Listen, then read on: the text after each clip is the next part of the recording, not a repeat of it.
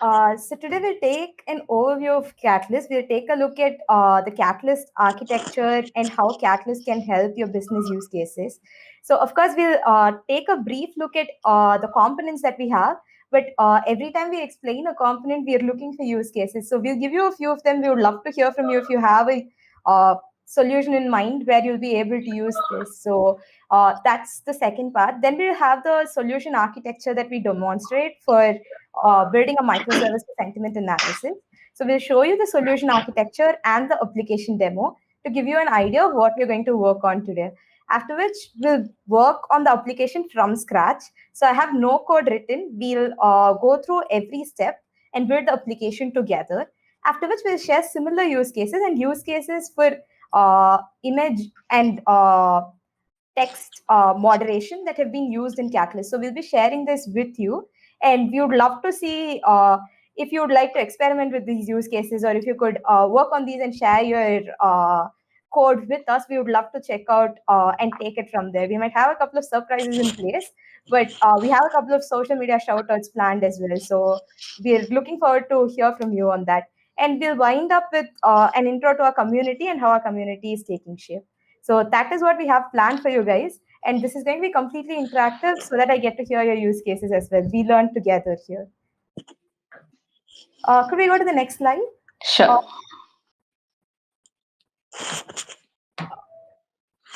Before we get into serverless, may I ask, serverless as a term has been always debated a lot, and there is always a set of people who feel this is exactly what can be called serverless and what is not. So I'd love to hear from you regarding your explanation of serverless. So is there anyone who has a view on serverless or has tried serverless as such? And could you share what you think is serverless so we could work on this together? Would anyone like to share? Srividya, can you also go full screen on the presentation? It would be good. Sure.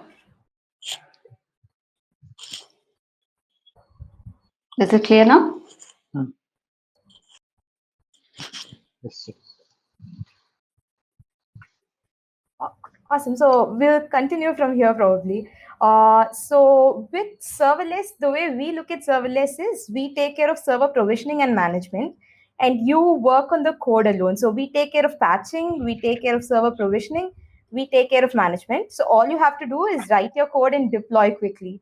And we provide pre-built microservices for you to slash the time for development. So this is the reason we call Catalyst a serverless platform, because we follow a pay-as-you-go model and you can scale rapidly. But the ideal part being, we do the server monitoring and hosting provisioning, because this is common for all businesses. So you can work on the part that differentiates you the most, while you let us handle the standard part that works for every other business. And Catalyst is a full stack serverless platform for custom app development. We say this because we have our web client hosting feature using which you can have your front end. This can be your web app that you host on Catalyst. You can have caching that is available on Catalyst. So we have a pre-configured Redis cache that is available.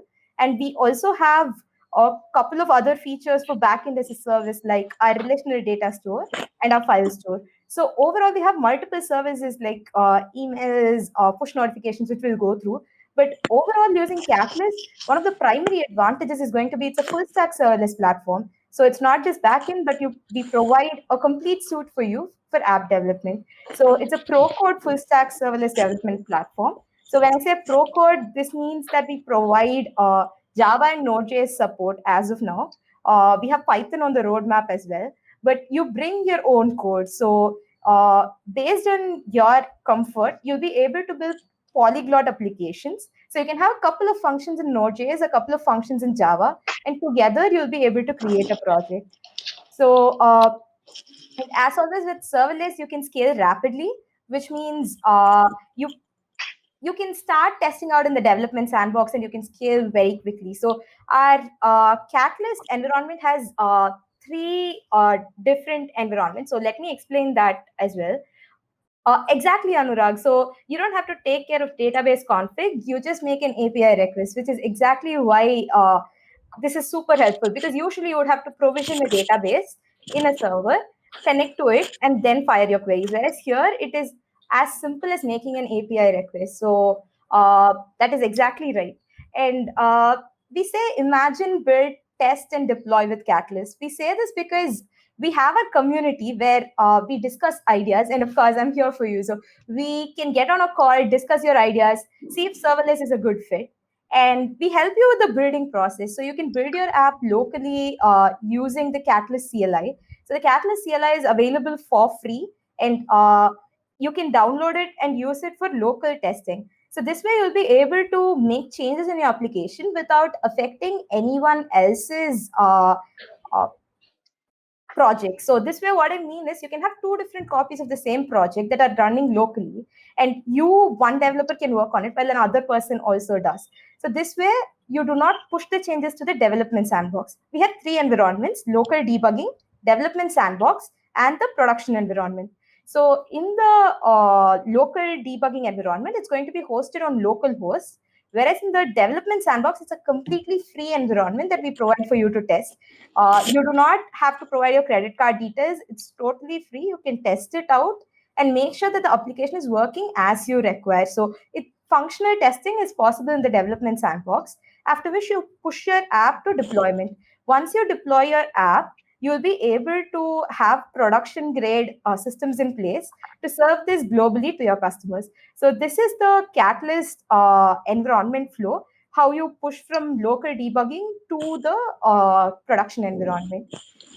So, Catalyst architecture, the way we have designed this is, today we could probably take a look at BAS and FAS, and we could look at the components during the next bootcamp. So, we'll try to cover as much as possible, but I'm looking to hear from you as well. As Anurag mentioned, the data store is a relational data store. We call it the Catalyst data store. You'll be able to create multiple tables and scale seamlessly. So, when I say scale seamlessly, I mean everything that you do in Catalyst is similar to an API request. So you don't have to mention the number of units of read and write provisioning that you require. You don't have to mention or encrypt. So everything is handled by us for you. So all you would have to do is create your database very similar to what you would do on a SaaS platform. So you're just going to create your database. And once you create your database, you're going to choose the data types. So you create a table and you create columns with the data types. We have an encrypted data type as well in our data store to allow storage of tokens. So if you have an access token or a refresh token, you have something that you want to store that needs to be encrypted, we have the facility for that as well. So that is our data store offering. The Catalyst data store uses ZCQL. So when you want to query, you use the Zoho Catalyst query language, but it's very similar to MySQL. And if you have tried MySQL, I'm sure you might not have lots of issues. So it's going to be very similar to MySQL, just query level optimizations that we have done to make the process easier for you, to provide performance benefits as well. We have the Catalyst file store, which is an object level file store. So you'll be able to store any type of media files. So if you have, it's basically a storage structure for you. So you can store your text files, your image files, your media files, all at one place. We have folder level access management permission. So you have upload, download permissions for every folder that can be configured. So we also have the Redis cache that's pre-configured for every project. So this way you have a pre-provisioned cache that is available for you with multiple segments. You'll be able to create and delete segments in the Catalyst cache. The idea being, within every segment, you'll be able to create objects and store them. So Catalyst cache is used to reduce the latency time. So you'll be able to optimize for performance by using a high-speed cache. So with Catalyst cache, you have this pre-configured for every project. So irrespective of, this is natively integrated. So when I say natively integrated, I mean you can access Catalyst cache from any type of function directly without having any configuration made. It is built on a single stack, and you'll be able to access the Catalyst cache directly. So we Yeah. have the data store, file store, and cache. I'd love to hear if any of you have used these, if you have any feedback. And Uh, yeah, Shri, I think we have another follow-up question. uh-huh. Prashant, would you like to take that? Sure. I think it's related to Yeah. data types that can be stored in the data store.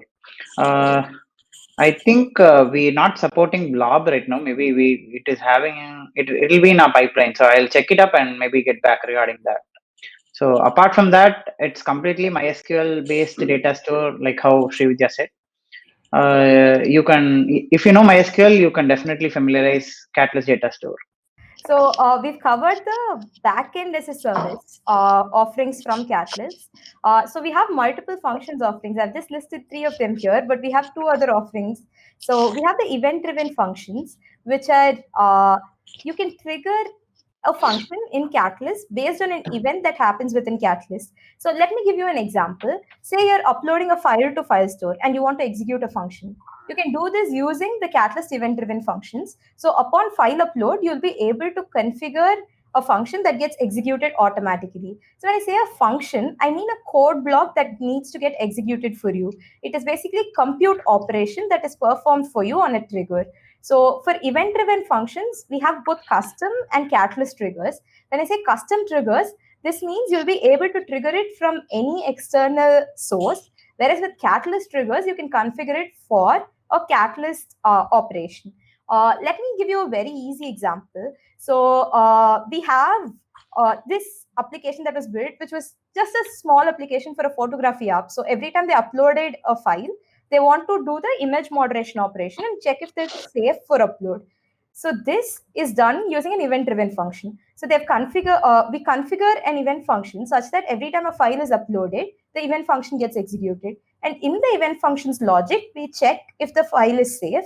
If so, we'll upload it. If not, we'll give them an error message. So this is like a very simple use case where you can use an event-driven function. But usually, if you have an event and a response, and the event is a Catalyst event or an external event, you'll be able to use an event-driven function. A HTTP-driven function, we call this advanced I/O function in our Catalyst console. But a HTTP function is one where you can make an API call to the endpoint with or without authentication. So this is similar to creating an API, but we have the API gateway feature as well. So I'll go through that very clearly. But for now, you can assume that it's a URL that you can hit in order to perform a compute operation. So this way, an advanced I/O function can be used for any HTTP request responses where you have an HTTP request and you want to process that using Catalyst compute. We have the time-driven functions that are called the Catalyst cron functions. Let me give you a classic use case of this. We have multiple users who use the Catalyst cron function to sync data between 2 different sources. Say we have any 2 sources. For today's example, we're using Zendesk. So let's take Zendesk and Zoho Desk. Someone wants to migrate all the tickets from Zendesk to Zoho Desk or to any other ticketing portal. So you can use the REST APIs and create a cron function that will periodically schedule. So you can create cron functions in a recurring way. So you can have recurring functions that run every day to every hour. So you can have every hour, every day, every month, or every year. This way, you can also have custom time as well. So this way, you'll be able to pull the data from any source and push it to any source. This you can use any automation tool for this. But with Catalyst, you'll be able to perform compute and storage, which is where the difference comes in. So when you get the source, get the data from the source, you'll be able to perform compute operations, make sure that the source confines to the format that you need, process the data and generate reports as well. This is something that is very extensively used in Catalyst using cron functions. So we've had multiple migration use cases where they use the cron function. Exactly. So as Swarnalakshmi says, we've provided a solution for event-driven function in Zoho Inventory to process bulk operations. So in cases like this where you have bulk processing or batch processing, our event and cron functions can be used very well to accomplish your operations. So this is something that can be used really well. Can you explain sample use cases for cache? Of course. So let's take the example of user authentication. So you have the user session information that you need to store. This needs to be fetched very frequently, but it is valid only for a very short period of time. In that case, you can store it in the Catalyst cache for that short period of time. So you can set the expiry as well. So this way, you'll be able to fetch the information very quickly and store it in the Catalyst cache. You can reduce the latency instead of storing it in the data store.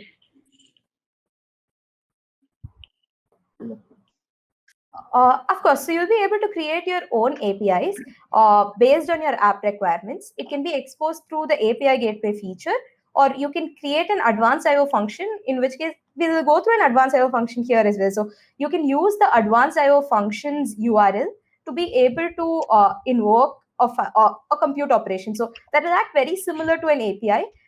You can create get post, like we use Express template here to create it, but you'll be able to do that easily with advanced IO and other functions. The best example for cache and time driven cron is creating a cache that gets JSON object from process maker. Yeah, that's a really good use case as well. So cache and time driven is a great use case, and time driven as such has a lot of implications. So there are multiple SaaS applications where you do not have a time driven function. So you have the complete package available to you, but you don't have a time driven function. This might be there across multiple. I've checked out a couple of products myself as well, where you have this case. So in cases like that, you would be able to do this very easily using a cron function. Could we go to the next slide? Sure. So this is something I believe I explained earlier as well, but we have two completely free setups for you. So the local machine and development sandbox are completely free. The difference being local machine is similar to running it on your local host. So it's going to be rendered on local host, mostly 3000 ports. So you'll be able to check out the project in your local machine. So this does not have anything with the Catalyst console. So all changes made will be available in your local system only. So this can be done using the CLI completely for free, after which you push your code to the development sandbox. The development sandbox is a completely isolated environment that is available for developers to test their projects. So this is again a completely free offering. You do not have to provide your credit card details. And we have a couple of limits in place for the sandbox, but we haven't faced any issues. But if you have a use case where you require more, feel free to reach out to us. After that, we have the production environment where you scale globally and deploy your application to production. Once an application is deployed to production, it scales much rapidly, and we have multiple successfully deployed applications available in production. So in development sandbox, you can look at it as a means of testing and functional testing as such, whereas production is going to be your live environment. So with this, you'll be able to perform a complete CI/CD where you have one version of the code in development sandbox and another in local machine and another in production. So this way, you'll be able to iterate your code very frequently and keep making progress and iterations quicker. So this will help you to increase your speed of innovation and development.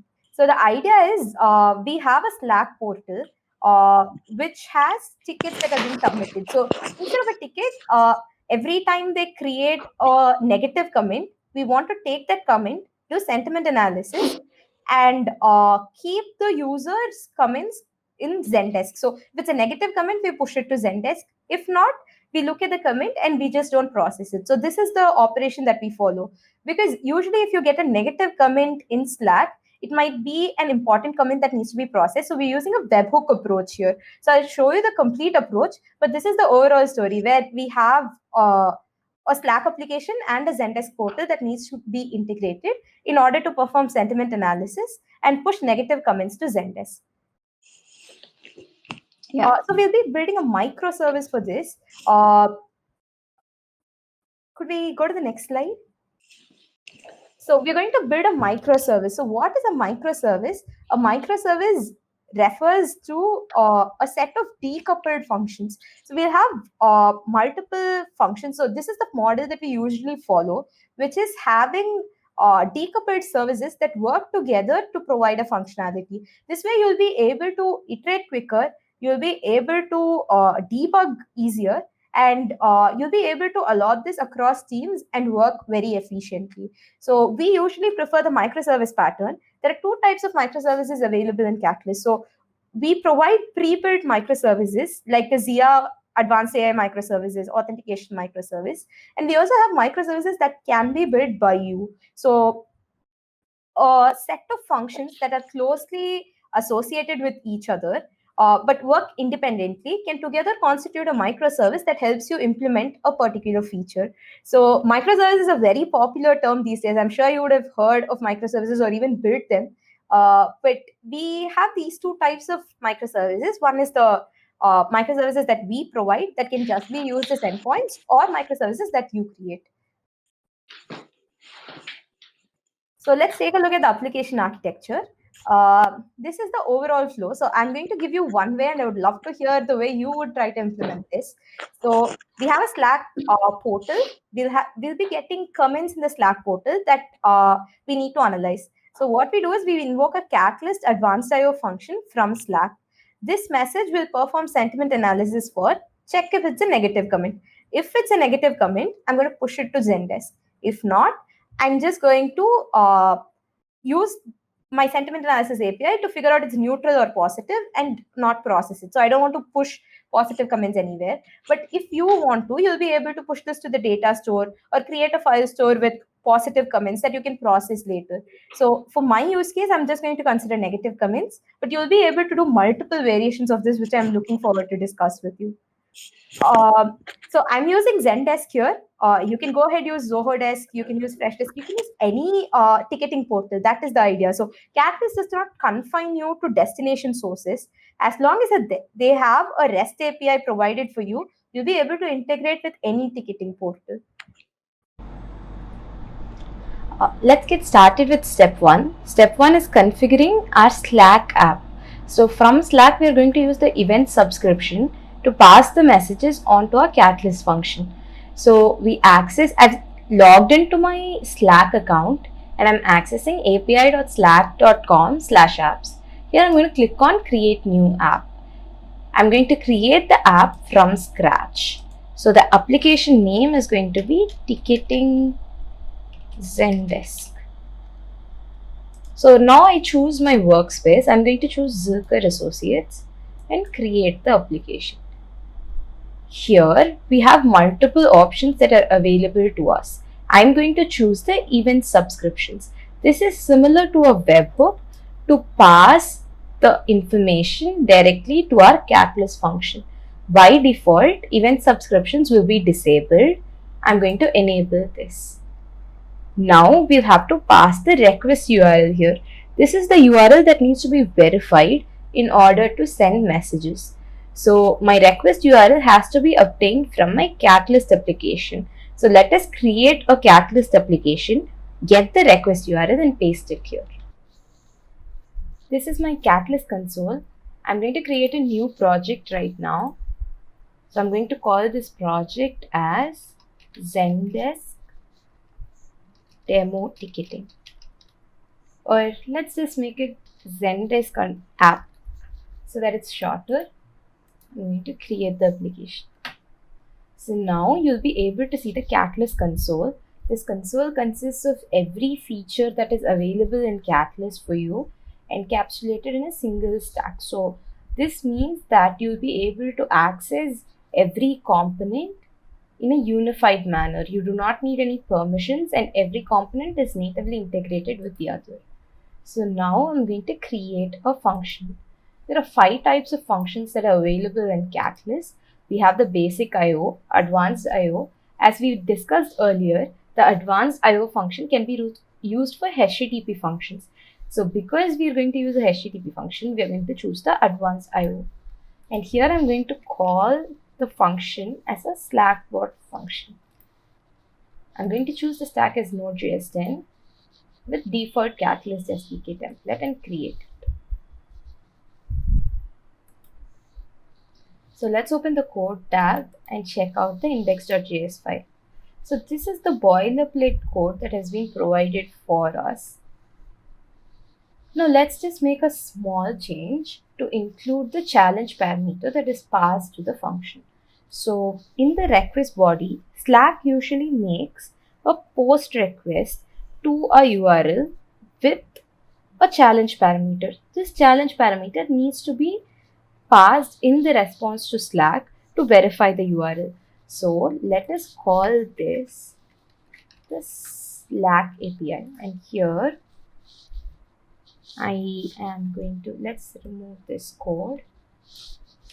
I'm just going to use rest.send.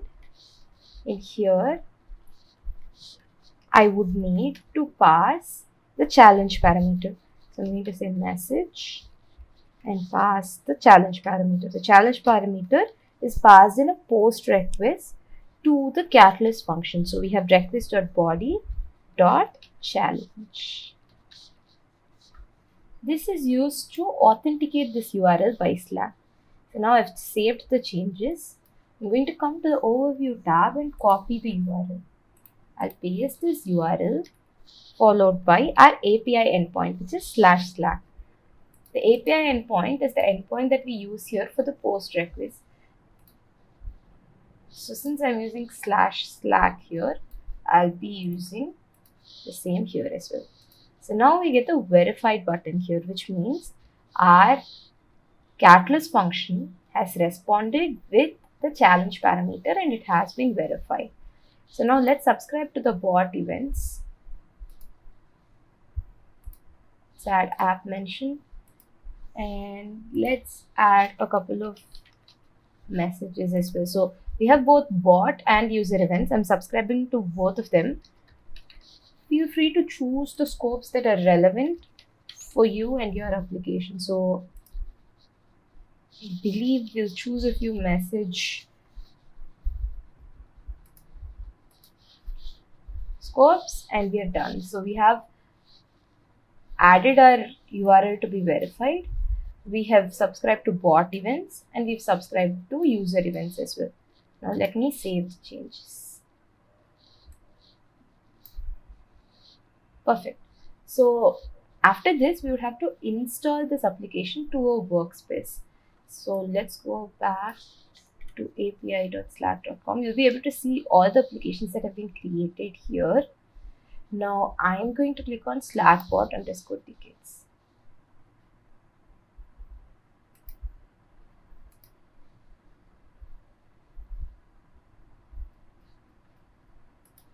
So I'm going to choose my application and in that application I'll have to install it to my workspace. So now I've accessed the basic information tab. Here I'm going to install this to my workspace. So I'm going to click on allow and the application gets installed to my Slack workspace. So now I'll be able to add the application to my Slack channel.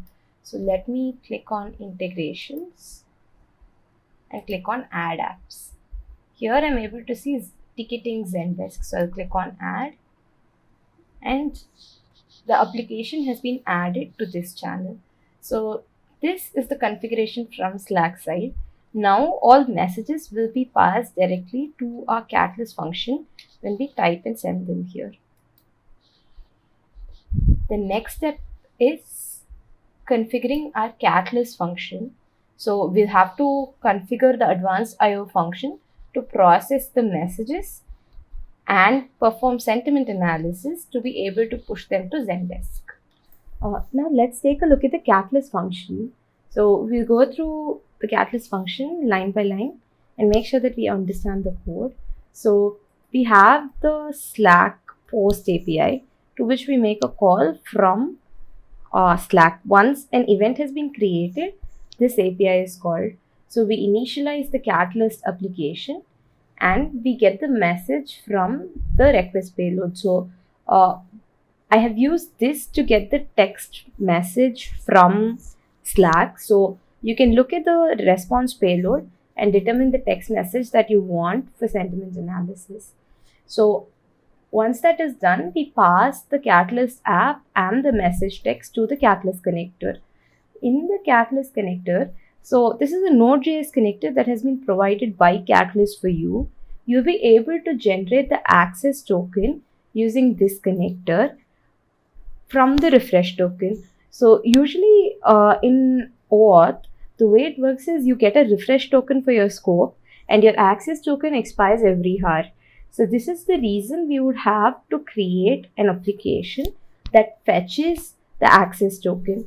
So we use Catalyst Cache on the backend and cache your access tokens, and we generate an access token only on expiry from the refresh token. So we generate the access token and we provide it to you. You just have to provide your client ID, client secret, and refresh token. This can be obtained from the API console. So you can navigate to the API console, which is api-console.zoho.com. Click on the self-client option and check your client ID and client secret.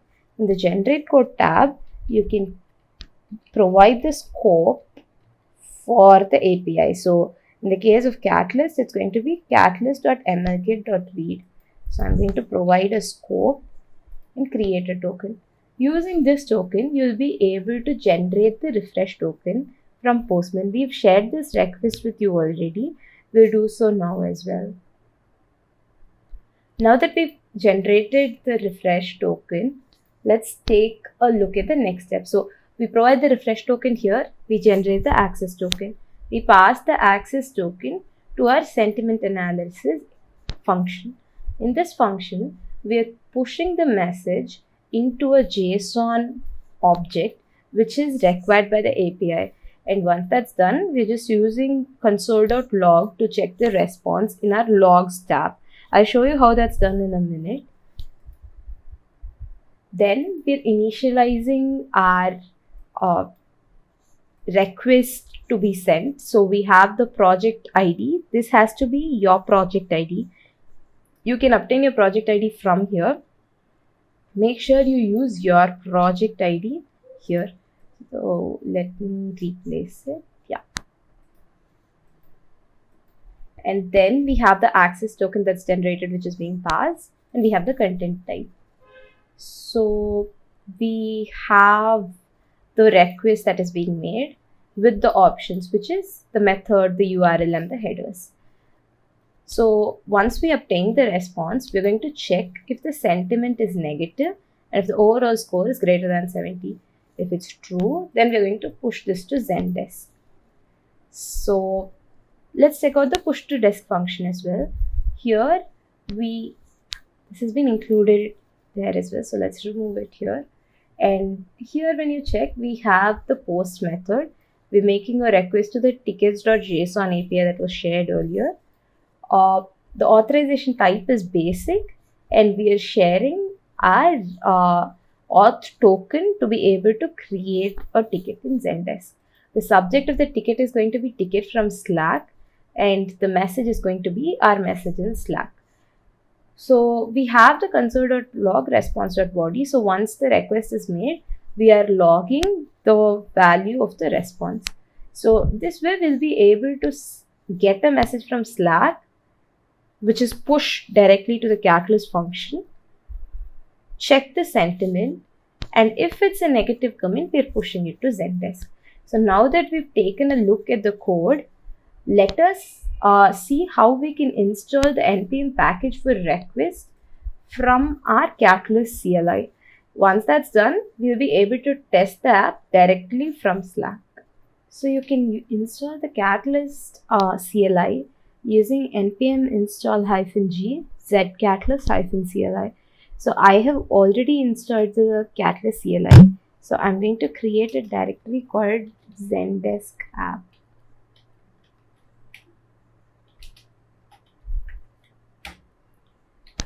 So now this is an empty directory. Here I'm going to give Catalyst init. I'm going to initialize the function. So I press the space bar and click on enter.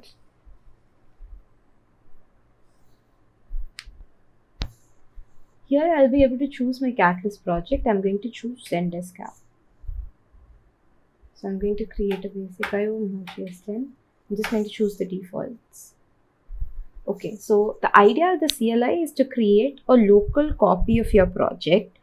Right now, I'm going to pull the project from the console to the local environment. So everything is available in the development sandbox right now. I'm going to pull it into my system right now. So using the Catalyst pull command, you'll be able to pull the code from the console to your local system. So I'm going to choose function and click on enter. Slackbot, again spacebar to select, enter to continue. This might take a minute or two, but your complete function is going to get downloaded to your local machine. So now let's take a look at the folder. We have functions folder. Let's take a look at that. We have the Slackbot folder. Let's take a look. So now you'll be able to see the index.js file. I'll open that up quickly.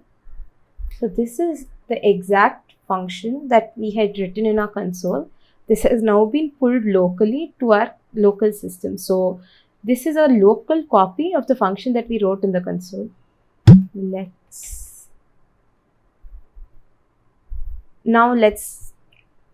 install the package that we need. We need the request package. So I'm going to give npm install request, save. So the request package is used to make the request to both the Catalyst API and the Zendesk API. So we've installed the dependency package right now. We'll have to deploy this to our console using the Catalyst deploy command. This might take a minute. The package that we installed locally is now going to get deployed to our console as well. Now we've deployed our Catalyst function to the console. The changes made locally have been deployed to our Catalyst console. Now let's take a look. At 11:45, I've sent this message saying, I hate the design. You'll be able to see that less than a minute ago, the ticket has been created in Slack saying, I hate the design. Let's say, I hate the design of the UI. So this is the message that I'm going to send from Slack. In a minute or less, you'll be able to see that the Catalyst function has been invoked. We've performed the sentiment analysis. The ticket has been created in Slack. So all we would have to do is check our dashboard in Slack. In the meantime, let me quickly show you how you can use tokens in Zendesk. So you can click on Settings, API. And here you would have the permission screen where you would have to say that you agree to the terms and conditions and you want to enable access. So here I have enabled token access, and you can see a sample curl and create a token. So this is the token that I've created, and this token is used in the API request. So let's now take a look at Slack. Sorry, ticket from Slack. I hate the design of the UI. This is the exact message that was given here. Because it's a negative comment, it has been added to Slack. Sorry, it has been added as a ticket from Slack to Zendesk. So now this can be assigned to different users. So there are multiple options available here.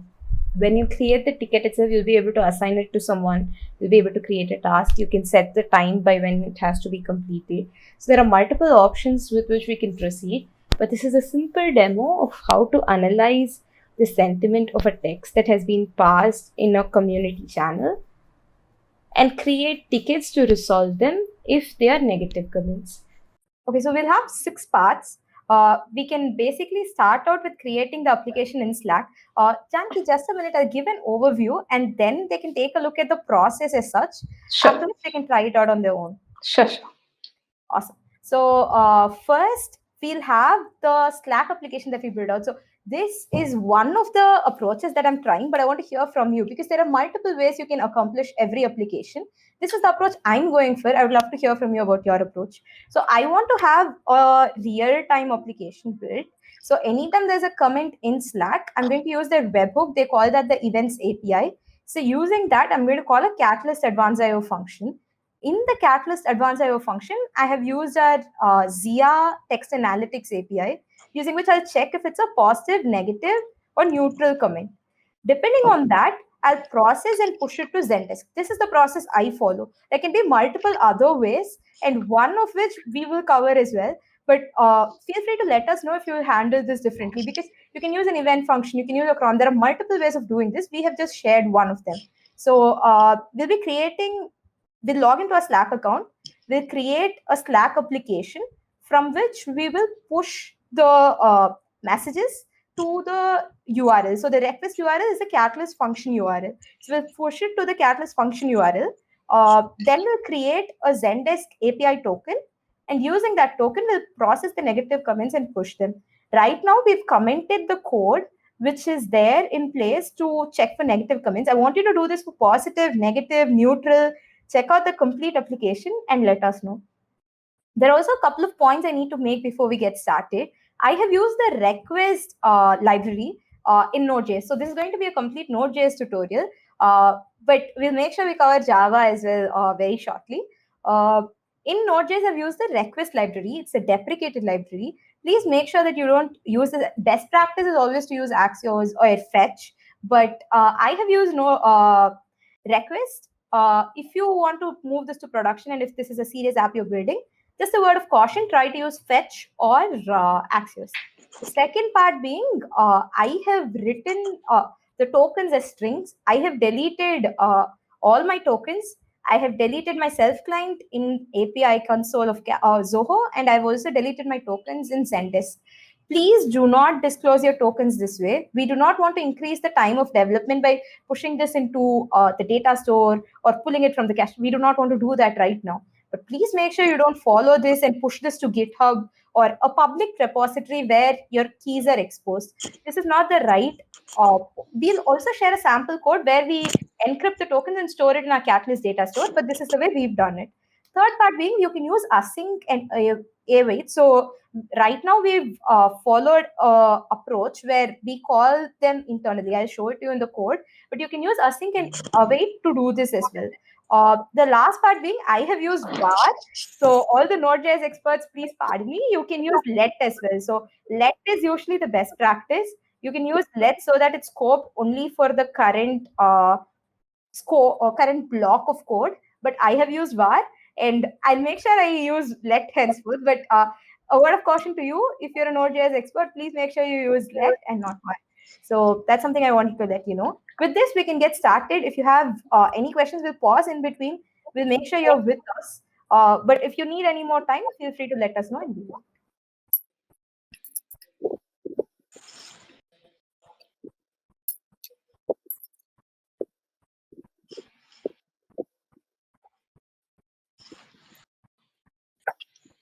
Okay. Shall I Sure. go ahead? Sure. Let's get started with step one. Step one is configuring our Slack app. So from Slack, we're going to use the event subscription to pass the messages onto our Catalyst function. So I've logged into my Slack account and I'm accessing api.slack.com/apps. Here I'm going to click on create new app.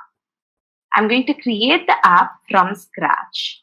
So the application name is going to be ticketing Zendesk. So now I choose my workspace. I'm going to choose Zilker Associates and create the application. Here we have multiple options that are available to us. I'm going to choose the event subscriptions. This is similar to a webhook to pass the information directly to our Catalyst function. By default, event subscriptions will be disabled. I'm going to enable this. Now we'll have to pass the request URL here. This is the URL that needs to be verified in order to send messages.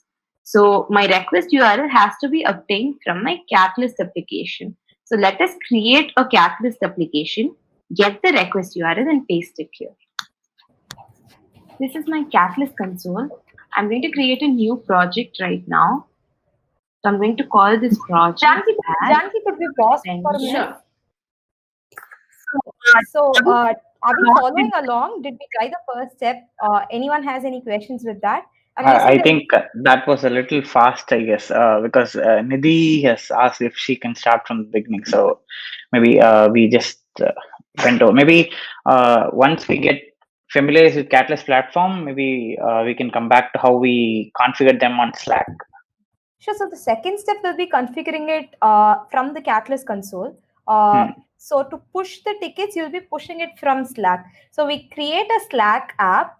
You can think of this very similar to webhooks in SaaS platforms. So if you've used any CRM portal or any Zoho application for that matter, you see the webhooks option through which you'll be able to push the records that have been added to an application directly to an endpoint. So we're going to use the same function that's available in Slack to pass messages that are created in a Slack channel directly to a Catalyst function. So this is the reason we are creating a Slack app. So we click on create new app in api.slack.com/apps. So once you've logged into your Slack account, you'll be able to access api.slack.com/apps. Here you create a new app from scratch and enable the events subscription. That's all we've done. We've not completed our configuration yet. We're just enabling the Events API subscription. Nidhi, feel free to unmute yourself and let me know if this is clear. If not, we can go through the process again and we can show it to you for sure. Let us know if this is clear, Nidhi. Sure, we'll do We that. just started, so I just repeated. I'm going to play this from beginning once. Have we attached this video also? Sorry. Yeah. Have we attached this video along in the handouts so that maybe people can download and follow also if they lost somewhere? Yes, it is all taken care. Okay, done. Super. Let's get started with step 1. Step 1 is configuring our Slack app. So from Slack, we're going to use the event subscription to pass the messages onto our Catalyst function. So I've logged into my Slack account and I'm accessing api.slack.com/apps. Here I'm going to click on create new app. I'm going to create the app from scratch. So the application name is going to be ticketing Zendesk. So now I choose my workspace. I'm going to choose Zilker Associates and create the application.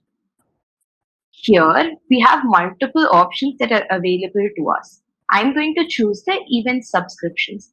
This is similar to a webhook to pass the information directly to our Catalyst function. By default, event subscriptions will be disabled. I'm going to enable this. Now we'll have to pass the request URL here. This is the URL that needs to be verified in order to send messages. So my request URL has to be obtained from my Catalyst application. So let us create a Catalyst application, get the request URL and paste it here. This is my Catalyst console. I'm going to create a new project right now. So I'm going to call this project as Zendesk Demo Ticketing. Or let's just make it Zendesk app so that it's shorter. You need to create the application. Now you'll be able to see the Catalyst console. This console consists of every feature that is available in Catalyst for you encapsulated in a single stack. So this means that you'll be able to access every component in a unified manner. You do not need any permissions and every component is natively integrated with the other. So now I'm going to create a function. There are 5 types of functions that are available in Catalyst. We have the basic IO, advanced IO. As we discussed earlier, the advanced IO function can be used for HTTP functions. So because we are going to use a HTTP function, we are going to choose the advanced IO. And here I'm going to call the function as a Slack bot function. I'm going to choose the stack as Node.js 10 with default Catalyst SDK template and create. Janki, could we just pause for a minute probably So let's here? So this is the Catalyst console that you'll be accessing. So this is your development sandbox account. So when we discussed the 3 parts, we spoke about the local debugging, development sandbox, and deployment. This is your development sandbox account. Here, the changes that you make will be reflected for other developers as well. So we'll use the CLI as well for a very short operation, but the changes that you make in CLI are local. The changes that you make here are available in the development sandbox. So as you can see in the left panel, you have every Catalyst feature that is available. So we discussed authentication, data store. Feel free to play around with the features, try to use them in your applications and let us know your feedback. We can continue with this for now, but this is your development sandbox. We'll show you the local debugging environment separately in the upcoming slides. Yeah, we can proceed. Code tab and check out the index.js file.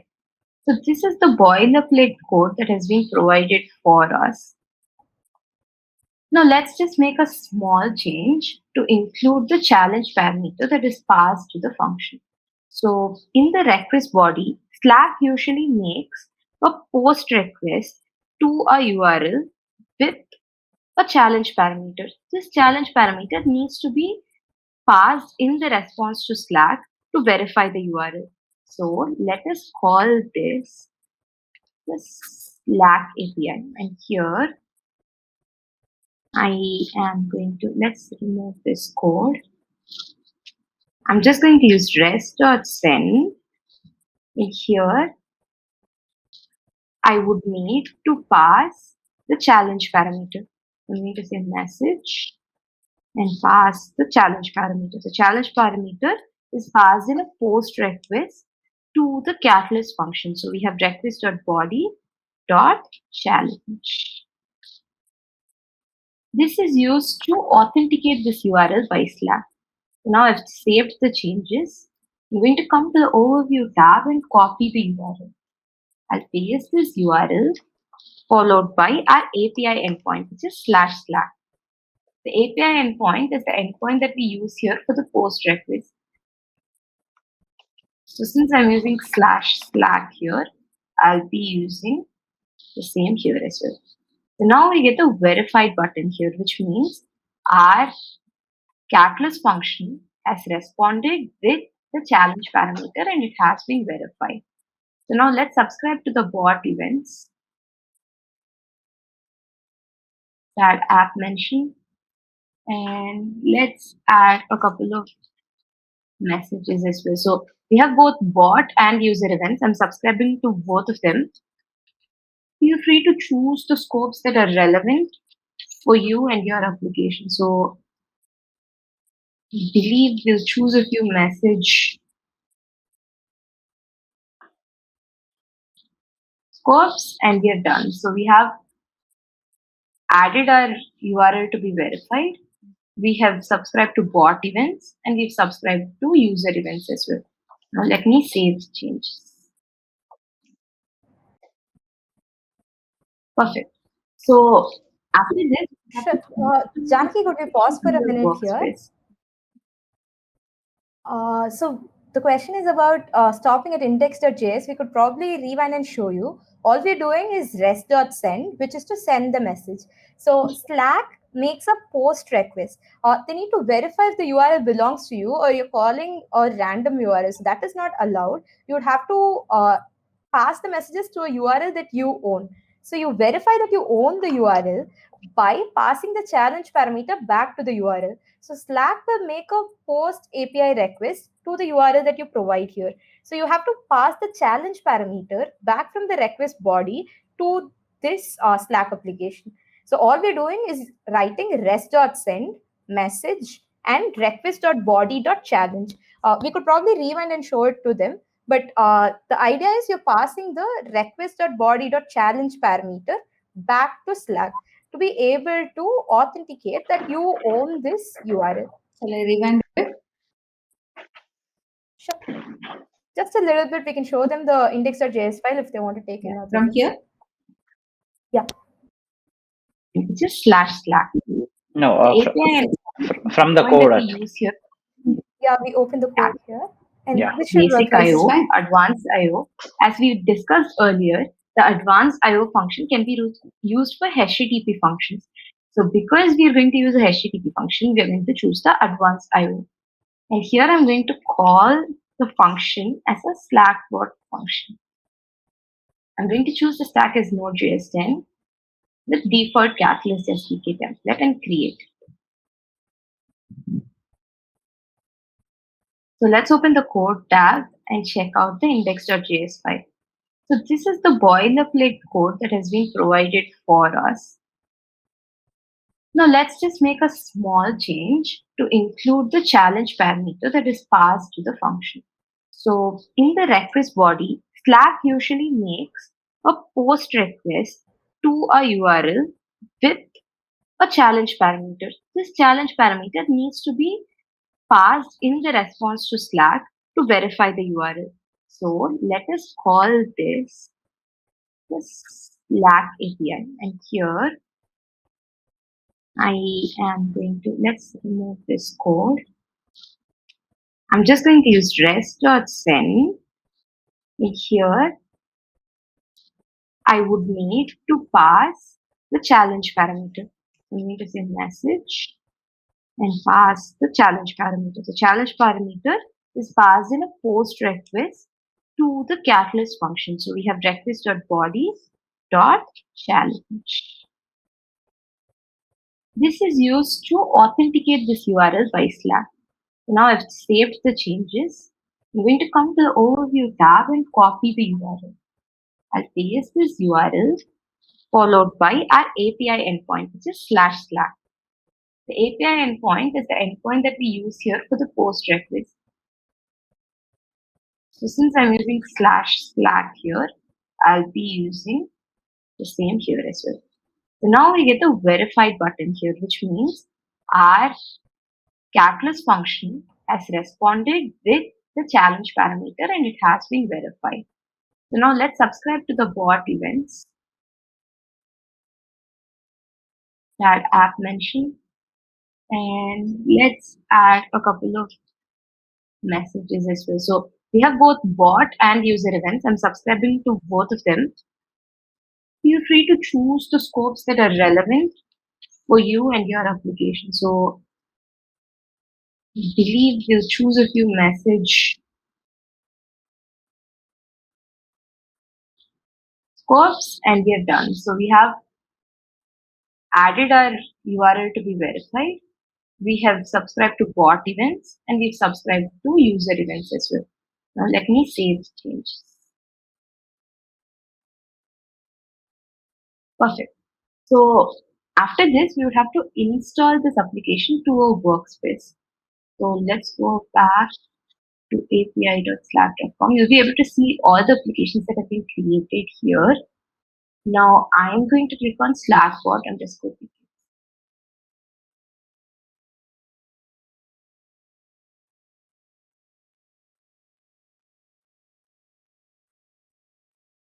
So I'm going to choose my application and in that application, I'll have to install it to my workspace.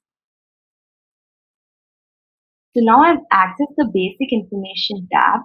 Here, I'm going to install this to my workspace. So I'm going to click on allow and the application gets installed to my Slack workspace. So now I'll be able to add the application to my Slack channel. So let me click on integrations and click on add apps. Here I'm able to see ticketing Zendesk. So I'll click on add and the application has been added to this channel. So this is the configuration from Slack side. Now all messages will be passed directly to our Catalyst function when we type and send them here. The next step is configuring our Catalyst function. So we'll have to configure the advanced IO function to process the messages and perform sentiment analysis to be able to push them. Jan, could we pause for a minute? Let's take. So all I've done right now is I've opened up Slack. I've installed my bot to my workspace. The reason you need to do this is because you've configured the bot, but you haven't added the scopes for a particular workspace. So it will be able to listen to that workspace only. So this is the reason we've configured it to one workspace. And if you notice in the previous screen, you'll be able to see the memory parameter, which is something that was introduced recently. So you can set the memory parameter to 128 MB, 256 MB, or 512 MB. So depending on the performance that you need. So if you have a compute intensive operation, you can scale up the memory to reduce the execution time. Whereas if you have an application that does not perform much of compute, then you can probably go for a lower memory setting. The best way to figure out the perfect memory setting is to play around with this. This will be available under the advanced settings in the Catalyst console. So all we've done right now is just configured Slack workspace to be able to access the bot. We'll be able to access messages from Slack from within our Catalyst app now. So we'll be building the sentiment analysis microservice only from now on. So right now we've done the configuration. We'll start with the coding part. We can play now. The Catalyst function. So we'll go through the Catalyst function line by line and make sure that we understand the code. So we have the Slack post API to which we make a call from Slack. Once an event has been created, this API is called. So we initialize the Catalyst application and we get the message from the request payload. So I have used this to get the text message from Slack. So you can look at the response payload and determine the text message that you want for sentiment analysis. So Once that is done, we pass the Catalyst app and the message text to the Catalyst connector. In the Catalyst connector, so this is a Node.js connector that has been provided by Catalyst for you. You'll be able to generate the access token using this connector from the refresh token. So usually in OAuth, the way it works is you get a refresh token for your scope and your access token expires every hour. So this is the reason we would have to create an application that fetches the access token. So we use Catalyst Cache on the backend and cache your access tokens, and we generate an access token only on expiry from the refresh token. So we generate the access token and we provide it to you. You just have to provide your client ID, client secret, and refresh token. This can be obtained from the API console. So you can navigate to the API console, which is api-console.zoho.com. Click on the self client option and check your client ID and client secret. In the generate code tab, you can provide the scope for the API. So in the case of Catalyst, it's going to be catalyst.mlkit.read. I'm going to provide a scope and create a token. Using this token, you'll be able to generate the refresh token from Postman. We've shared this request with you already. We'll do so now as well. Could you pause for a minute here, Generated the Janki? refresh. So I hope you guys are following along with us. This is very basic JavaScript code, but if you're from a Java environment or if you've used PHP usually, I think the pseudocode should be easy for you to follow along and implement this in Java or PHP. We would love to see you implement this in Java or PHP and show us during this bootcamp itself. We'd be happy to have you share your screen and show us. But if you're from PHP or Node, Java developing environment and you have any questions, feel free to ask us. I think most of us would have used the API console at Zoho. So we would have generated refresh tokens, access tokens, used the self client. So I believe this is familiar, but if you have any questions related to that, we would love to answer them right away. So we think you're following along, but if you have any questions about access token generation or anything along the lines, feel free to let us know. Yeah, we're done with this. So this is just the listing of every step that you would have to perform. This will come in handy when you implement it on your own. So if you're going to follow along with us, you can check this here. You can use this as a checklist. So checklist of action items versus the implementation in the MP4. So that would be a great way to follow along.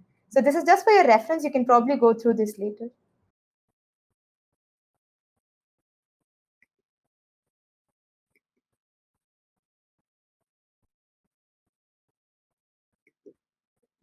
Awesome. So we can probably go through these approaches right now, but I would love to hear your take on this because there are two ways of doing this. One, we're going to push the events right when they happen to a Catalyst function, process it, and then push the negative comments to Zendesk, which is what we're doing here. The other way is to schedule and do batch processing. That is, we get a bunch of comments from Slack using REST API, process them, and then create tickets. These are two ways of doing it, but if you had to do this, which one would you prefer? So we can use a scheduler that runs for, so right now we can create a scheduler that runs every hour, every month, every custom time. We can have recurring, we can have a one-time scheduler. There are multiple options available. You can configure it with single clicks on the console. But given this application to you, which approach would you prefer and how would you build this? So these are two approaches that we are sharing, but we would love to hear your approach. So if you have an approach in mind or if you have a preference between these, feel free to let us know. We would love to hear how you would